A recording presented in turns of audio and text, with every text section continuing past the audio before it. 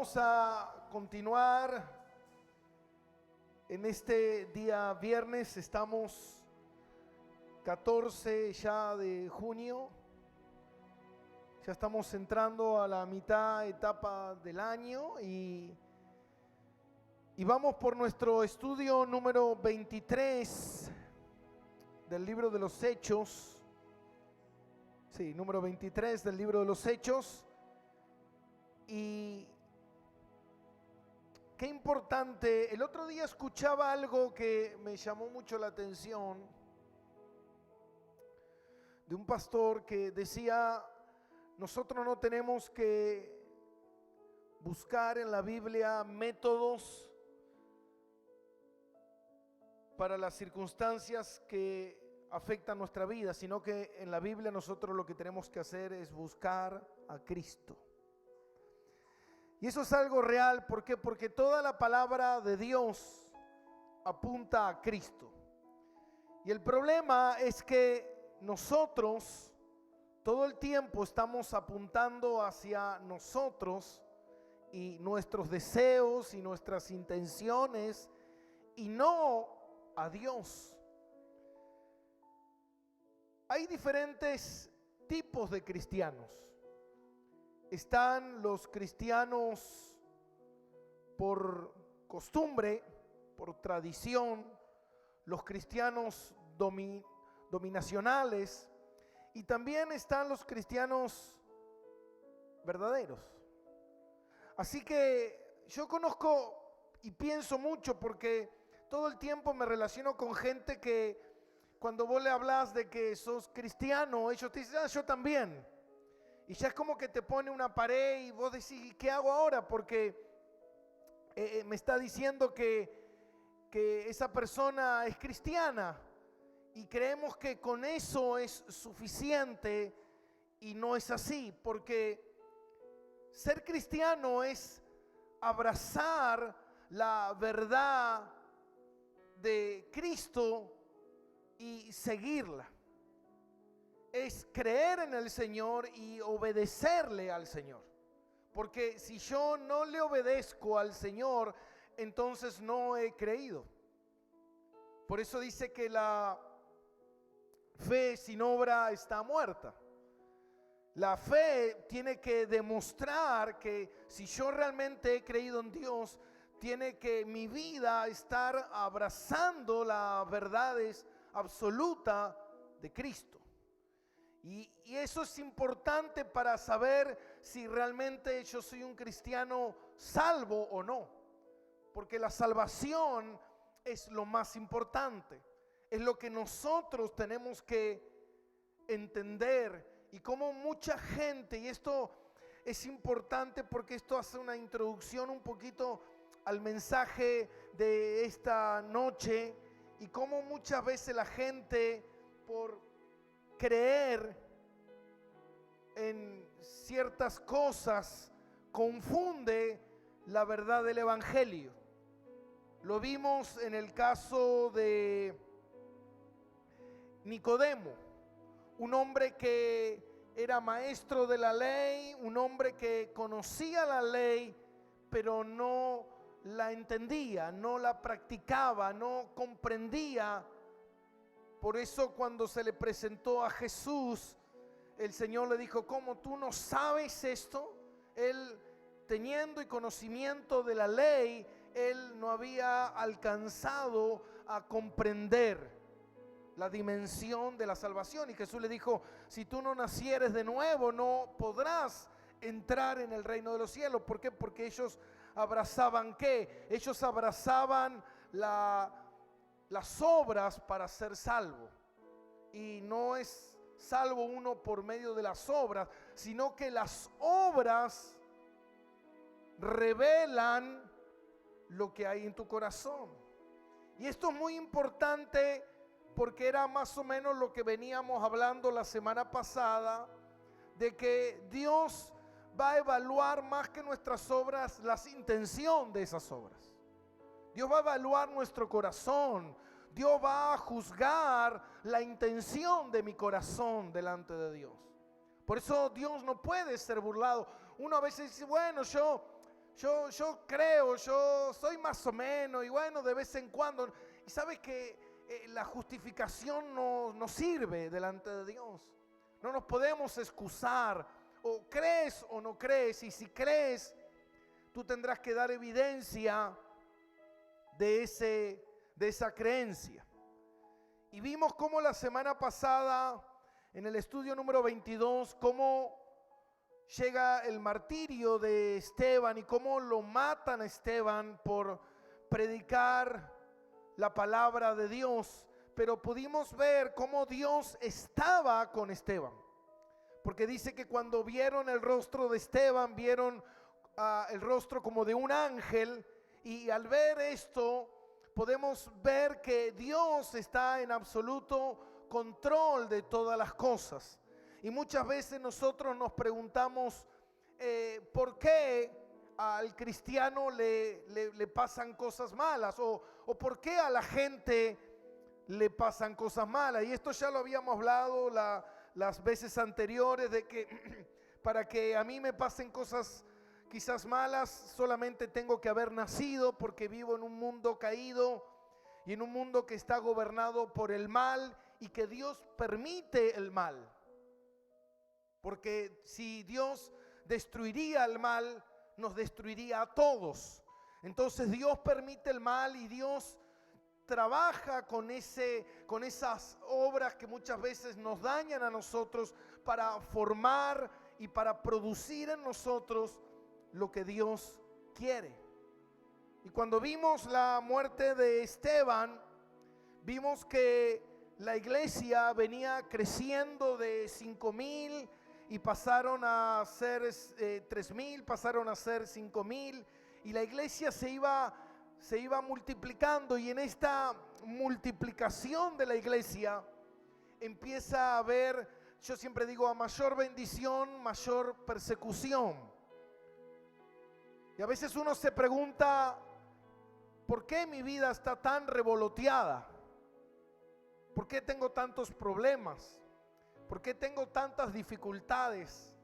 Ahora, yo tengo que saber que Dios es un Dios soberano, que Dios está en absoluto control de todas las cosas, y todo eso que me está pasando. Por eso cuando Dios le dice al pueblo de Israel, los he sacado al desierto y les hice tener hambre, dice Dios. ¿Para qué?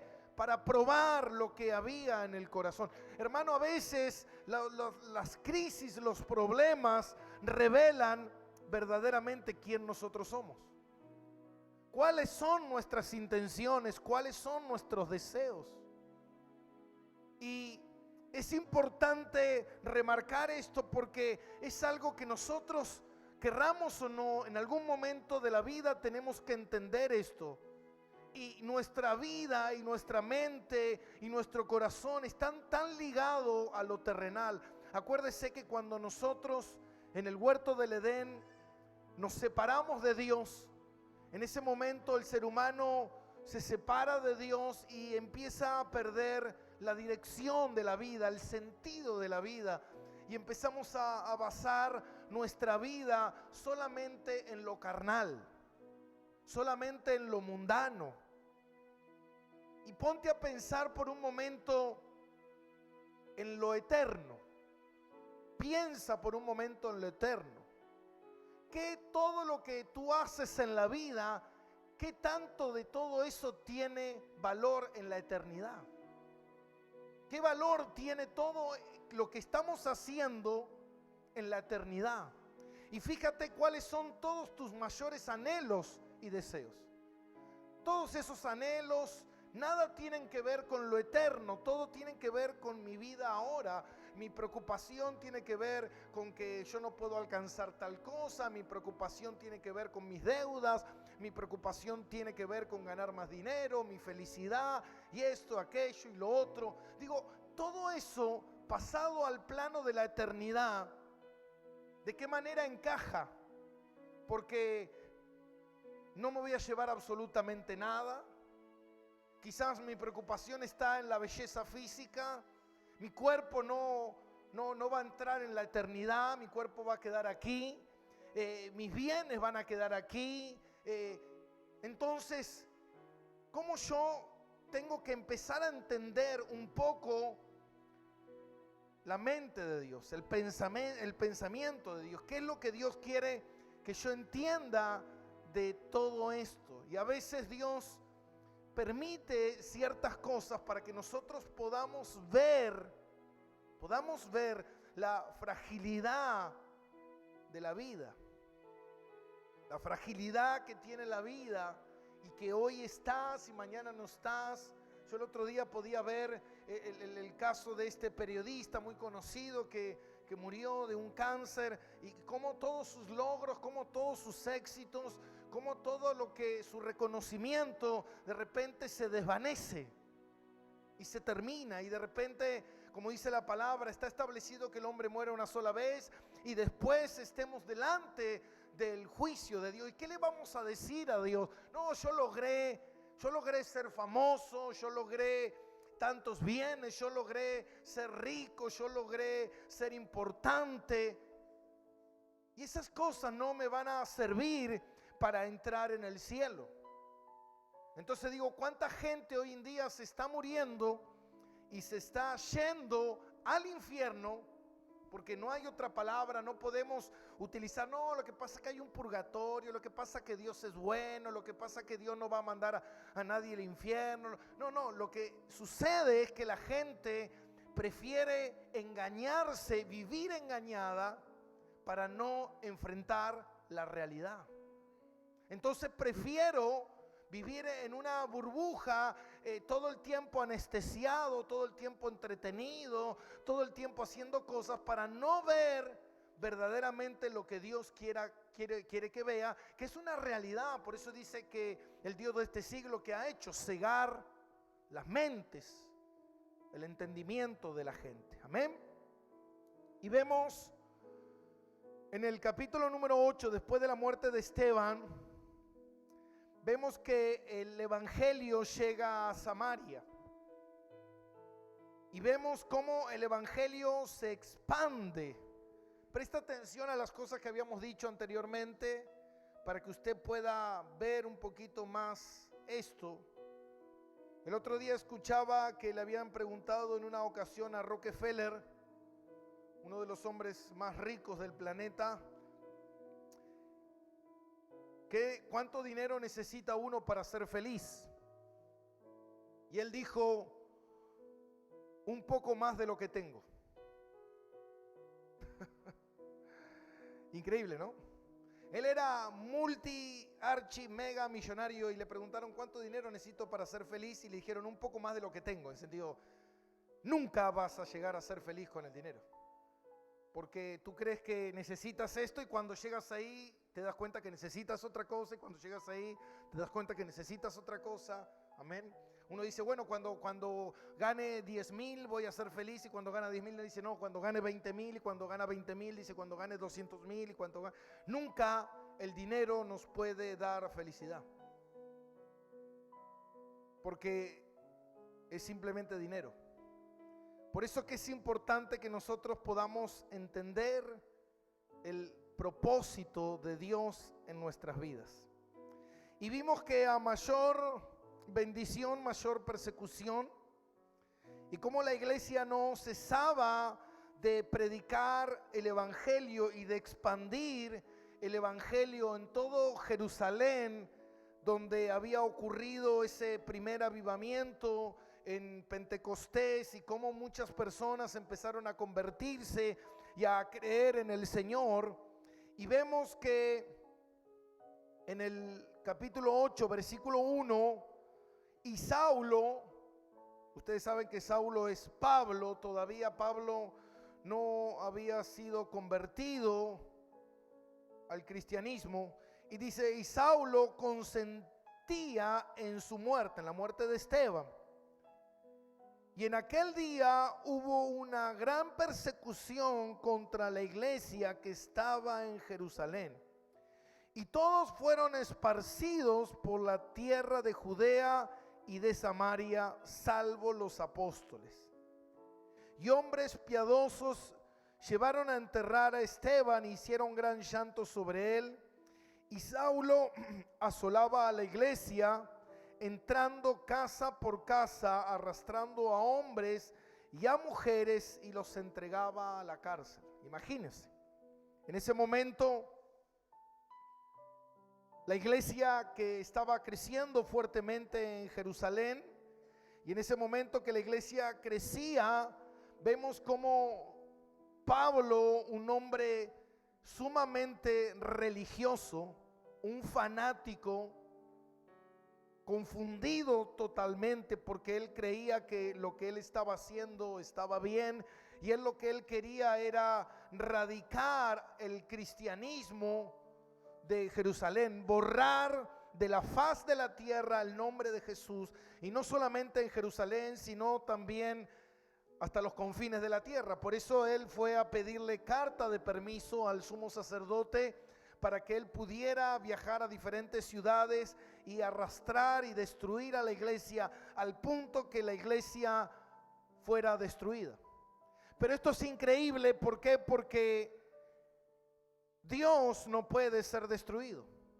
Los planes de Dios no pueden ser destruidos. Dios no va a ser derrotado, el diablo no va a ser derrotado. Cuando nosotros leemos Apocalipsis y vemos el final, vemos la victoria absoluta, total de Dios, y eso nos demuestra que el Señor está en absoluto control, y nosotros tenemos que aprender a descansar y a confiar en la soberanía de Dios. No es que es el deseo que uno tiene de que las cosas cambien. No, los planes de Dios ya están establecidos y las cosas van a ocurrir según Dios lo tenga establecido. Y cuando Dios, ¿se acuerdan que buscó Dios? Porque Dios es el que busca. Así como Dios, vimos anteriormente que se le presentó a Abraham en Ur de los Caldeos y lo fue a buscar. Como Dios fue a buscar a David, que David estaba pastoreando las ovejas. Vemos cómo Dios, amén, fue a buscar a Eliseo. Vemos cómo Dios fue a buscar a Gedeón. Vemos cómo Dios fue a buscar a los apóstoles mientras estaban algunos pescando, otros estaban cobrando impuestos, pecando. Vemos cómo el Señor fue a buscar a Saulo. Y cuando el Señor te va a buscar, es porque el Señor te quiere introducir en el soberano plan que Dios tiene. Y eso es importante entender. ¿Por qué? Porque la gente quiere muchas veces hacer un Dios en su mente que haga, que diga lo que yo quiero en mi vida, pero no es hacer su voluntad. Y ese es el error que muchas veces la gente comete, en esa confusión de voy a acercarme a Dios para que Dios me favorezca. No. Dios se acerca a ti porque Dios te quiere salvar y porque Dios te quiere introducir en un plan, en un propósito, hacer algo con tu vida, meterte en esa línea maravillosa donde Dios va a manifestar su absoluto control y soberanía de todas las cosas, y tú estás dentro de ese plan, que es el cual nosotros tenemos que empezar como una cebolla a pelar y a sacarle todas las capas hasta poder encontrar el plan de Dios, la soberanía de Dios. Y esto es importante porque esto lo vamos a ir viendo a continuación con los capítulos que vienen del libro de los Hechos, cómo Dios se manifiesta en la vida de Saulo, le cambia el nombre, le pone Pablo, y cómo Dios tiene un plan. Y les acuerdan que le dijo a Ananías, le dijo a Ananías, este hombre me será herramienta útil para llevar el evangelio, y Dios le empieza a revelar. Y Dios le empieza a mostrar lo que Dios quiere hacer con él. De la misma manera Dios nos va a ir revelando a medida que va pasando el tiempo los planes que Dios tiene contigo. Y eso es lo que nosotros nos tenemos que gozar y tenemos que buscar. Y muchas veces el cristiano hace alguna cosa y fracasa. Y cuando fracasa, se pregunta, ¿por qué fracasé? ¿Por qué Dios no me bendijo? ¿Por qué Dios no me lo permitió? ¿Por qué Dios no me lo dio? ¿Por qué invertí mi dinero en esto y no funcionó? ¿Por qué invertí tiempo en esta relación y no funcionó? Y cuando algo fracasa es que Dios te está diciendo algo. ¿Qué te está diciendo Dios? Que por ahí no era. Amén. Amén, iglesia.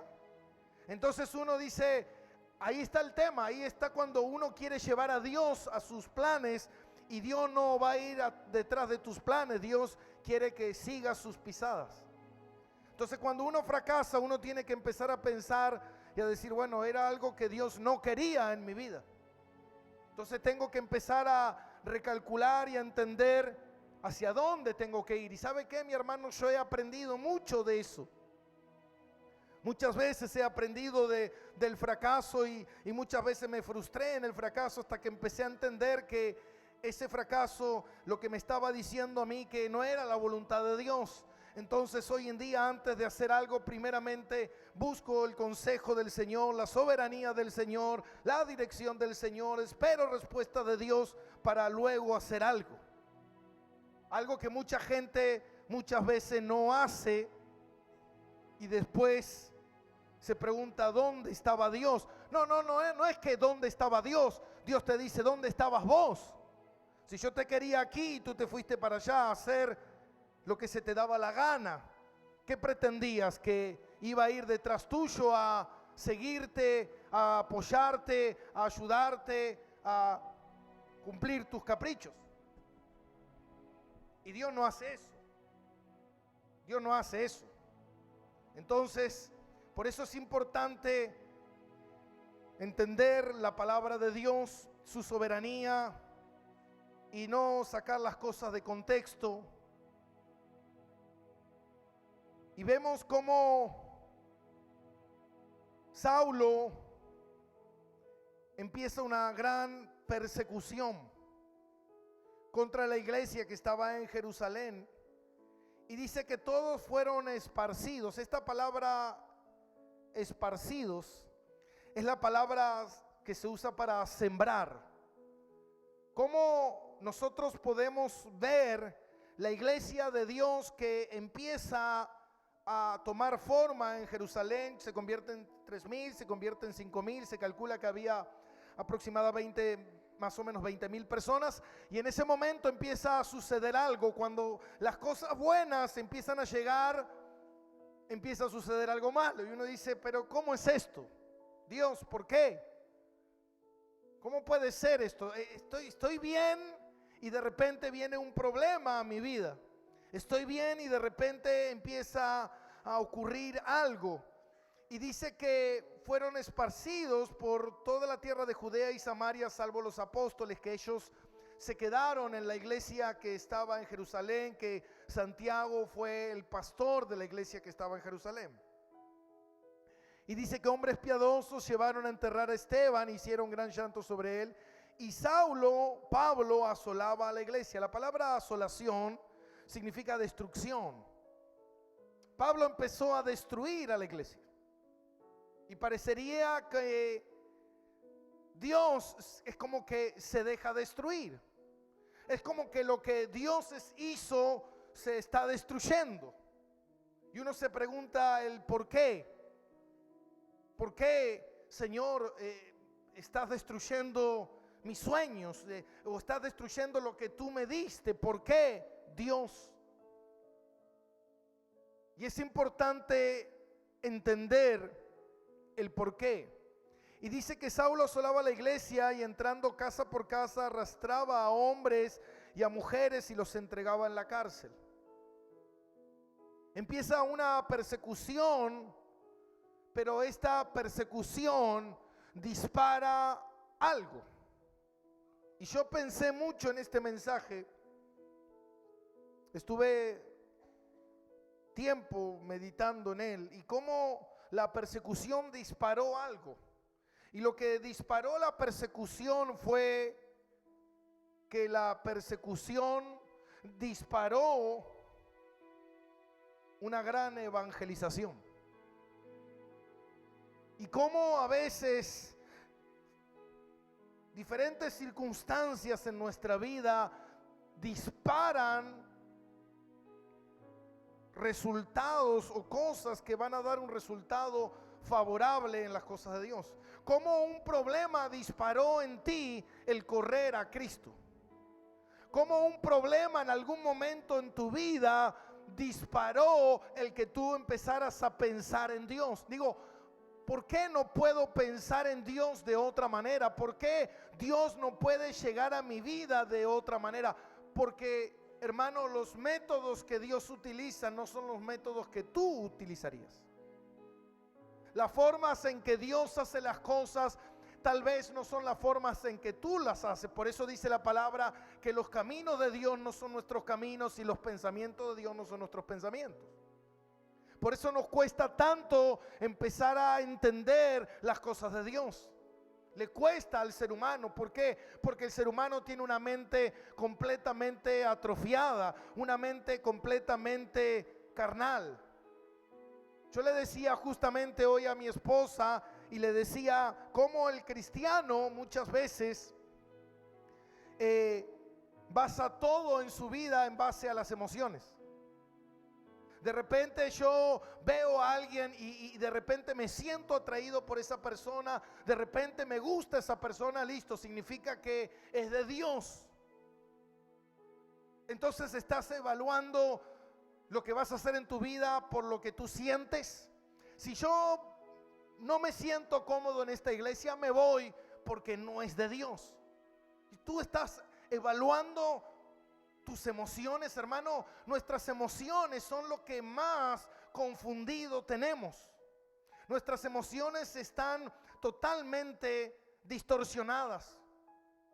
Nuestras emociones están completamente fuera de control. Dice la palabra, engañoso es el corazón del hombre. Por eso nosotros no podemos tomar decisiones en base a emociones. Nosotros tenemos que tomar decisiones en base a la verdad. Y de repente viene gente y te dice, no, mira, no te metas con esa persona.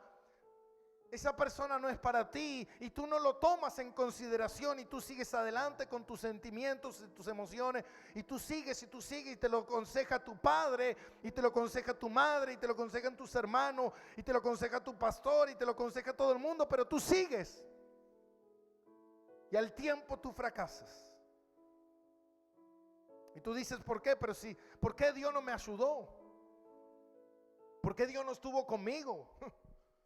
No, porque tú no quisiste escuchar el consejo, no te preocupaste por buscar la voluntad de Dios. Lo único que te preocupaste fue por saciar tus deseos pecaminosos, tu voluntad, tus emociones y hacer lo que tú quieras. Y vemos cómo la iglesia empieza a ser sacudida y este sacudón empieza a sacar a la iglesia de su comodidad. Y podemos ver cómo las cosas y los métodos que Dios utiliza no son los métodos que nosotros muchas veces consideraríamos. Pero lo que sí tenemos que saber es que Dios está en el control de todas las cosas. Yo recuerdo en una oportunidad cuando estaba leyendo uno de los libros de los puritanos de John Whitefield, y cómo muchos de los puritanos en ese tiempo, cuando se levanta un rey en Inglaterra y empieza a haber una persecución contra la iglesia, y en ese tiempo muchos de los puritanos de la iglesia protestante se levantan y salen de Inglaterra y huyen a Estados Unidos. Yo el otro día estaba estudiando un poquito sobre esto y cómo en Estados Unidos en los años 90 se consideró que Estados Unidos tenía una población de un 86% de la población total de Estados Unidos convertido al cristianismo. Fue el mayor apogeo, el mayor tiempo donde más cristianos hubo en Estados Unidos. Y yo digo, wow, cómo una persecución llevó a que ellos fueran a un lugar que quizás no tenían pensado, pero Dios quería hacer otra cosa. Y también vemos cómo muchas veces las cosas que parecen contrarias para nuestra mente son favorables para Dios. Quizás tú dices, bueno, ahora yo estoy en la iglesia, pero vine porque tengo problemas con mi familia, me dejó mi esposa, esto, aquello, lo otro. Y lo que termina pareciendo algo contrario está siendo favorable a tu vida. Porque quizás esto te está ayudando a escuchar la palabra y el evangelio del Señor. Y también cómo pudimos ver cómo un archipiélago en Oceanía, como Corea, una nación que quiero contarles un poquito sobre Corea. Ustedes conocen que existe, Corea está dividida en Corea del Norte y Corea del Sur. Corea del Norte está ese demente. Pero quiero contarles un poquito la historia de Corea. Corea era un país que tenía grandes dificultades para mantenerse, y en el siglo XIX, a principios del siglo XIX, llegó una gran comisión de misioneros protestantes y empezaron a evangelizar Corea, al punto que Corea empezó a crecer fuertemente en su capital y en el crecimiento de la expansión del evangelio, al punto que se la consideró a la capital de Corea como la Jerusalén occidental. Y en ese tiempo, oriental, perdón. Y en ese tiempo se calculaba que había aproximadamente más de 100 iglesias en Corea y había cientos de miles convertidos al cristianismo. Pero en la década del 40 aproximadamente existía el comunismo dentro de Corea, y apoyado por los japoneses invaden Corea y empiezan a tomar a Corea bajo una dictadura. En ese tiempo Japón ataca a Estados Unidos con Pearl Harbor y destruye toda su embarcación, y en ese tiempo Estados Unidos entra a la Segunda Guerra Mundial, ataca a Japón, lo deja fuera del juego, y en ese momento Estados Unidos entra a Corea, y Corea en ese momento se divide en Corea del Sur y Corea del Norte. Corea del Sur es tomada por Estados Unidos más o menos en el año 47, y Corea del Sur es tomada por el comunismo y apoyada por Rusia hasta el día de hoy. Por eso a este demente lo apoya China y lo apoya Rusia. Y en ese momento el comunismo empezó a levantar una gran persecución contra la iglesia, porque no querían el pensamiento cristiano dentro de esa nación, y se calcula que 1 millón aproximadamente de cristianos salen corriendo de Corea del Norte y se refugian en Corea del Sur. Para hoy Corea del Sur ser una de las naciones más evangelizadas del mundo. Se calcula que Corea del Sur es la nación que más misioneros manda al mundo entero. Entonces podemos ver que una persecución desató en una gran evangelización. Podemos ver que un problema trajo un gran avivamiento para Dios. Y a veces nosotros no lo vemos como esto sucede, como ocurre en China. China está bajo un poder comunista, pero la iglesia de China está creciendo a pasos agigantados, y se cree que hoy en día en China está la mayor cantidad de crecimiento de la iglesia del mundo, de cristianos. pero en China se esconden, tenés que estar oculto, no podés tener cultos públicos porque te meten preso, porque te llevan a la cárcel, te matan. Pero así con todo, China sigue creciendo. Y yo le decía el otro día a mi esposa, viste que los chinos están por todas partes del mundo. Yo imagínate cuando Dios decida desparramar, como dice aquí, esparcir a los chinos por el mundo. Los chinos van a evangelizar el mundo y nos van a dar una gran lección de algo que nosotros no estamos haciendo, algo que ellos van a hacer.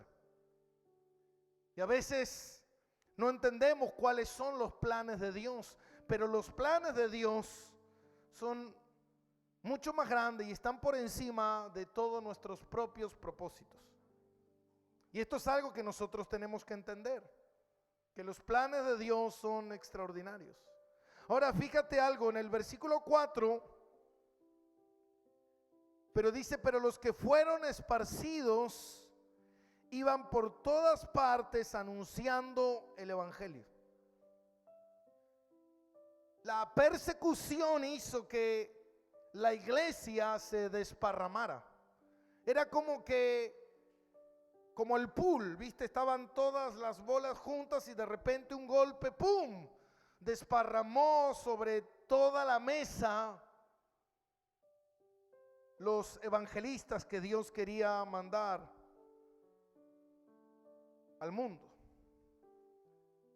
Y vemos cómo dice que fueron esparcidos, este esparcimiento, esta semilla que muchas veces es el problema que el cristiano tiene. Y yo pensaba en esto, en este esparcimiento. ¿Por qué? Porque nosotros muchas veces nos estamos olvidando de algo. Estamos enfocados en nuestra vida, estamos enfocados en nuestras cosas, pero nos estamos olvidando del reino de Dios. Y se cree que tal vez fue esto lo que sucedió en Jerusalén, que ellos empezaron a acomodarse. Y es malo cuando uno empieza a sentirse cómodo en ciertas áreas de su vida. ¿Por qué? Porque cuando uno empieza a estar cómodo, uno empieza a engordar. Uno empieza a tener una vida sedentaria, una vida de holgazanería, de vagancia. Y empezamos a quedarnos cómodos y a veces estamos en la iglesia y estamos cómodos, estamos ahí tranquilos. Yo simplemente fui salvo para entrar al cielo y ese es el error, que nosotros no fuimos salvos para eso solamente. Dios nunca salva a alguien si no hay un propósito. Cuando Dios te salva con un propósito que tú tendrás que descubrir. Dios no nos salva sin propósito. Hay que, ay pastor, yo no sé qué hacer. Estoy acá y estoy luchando siempre con el pecado y a veces quiero venir a la iglesia, a veces no, quiero bajar los brazos y no tengo más ganas y bueno, y a veces me pongo las pilas, a veces no me pongo las pilas. Como siempre me manda gente, ay, quiero volver a las cosas del Señor, ay, mañana me quiero ir. Entonces vos te das cuenta cómo muchos cristianos están jugando y no entienden para qué Dios los llamó. No entienden el propósito para qué Dios los llamó. Ellos solamente quieren que Dios haga, diga y piense lo que ellos quieren de Dios. Quieren que Dios los apruebe. Quieren que Dios cumpla sus sueños. Quieren que Dios cumpla sus metas. Quieren ser grandes, importantes. Wow. Recuerda Mateo capítulo 25, la parábola de los talentos. ¿Se acuerdan esa? ¿Recuerdan? Y cómo el Señor entregó talentos. Y recuerdan aquel que le entregó un solo talento. Dice, no, tuve miedo. En realidad fue un vago. Tuve miedo, lo escondí, lo guardé. Y dice que en un momento cuando el Señor los mandó a llamar y les pidió cuentas. ¿Usted cree que Dios no nos va a pedir cuentas, hermano? ¿Usted cree que Dios no nos va a preguntar qué hiciste con lo que te di? ¿Qué hiciste con la salvación? ¿Qué hiciste con la gracia que fue derramada sobre tu vida? ¿Qué fue con la con la revelación que recibiste del Evangelio, del conocer a Dios? ¿Qué hiciste con eso? Y muchos dirán, bueno, no, como a mí no, nadie me mandó, como a mí nadie me dijo, entonces me quedé acá y yo solamente oraba para que Dios me prosperara, para que Dios me diera, pero nos hemos olvidado de entender la palabra de Dios. Y la palabra de Dios no era para los apóstoles, la palabra de Dios es para ellos, es para ti, es para mí y para los que vengan. Y una de las cosas que el Señor dejó fue la gran comisión: id y hacer discípulos, id y predicar el Evangelio, o como dice el libro de los Hechos que leímos al principio, capítulo 1, versículo 8, que dice: y recibiréis poder y me seréis testigo en Jerusalén, en Judea, en Samaria y hasta lo último de la tierra. Ese era el propósito de Dios. Ese es el propósito de Dios, que nosotros podamos expandir el Evangelio.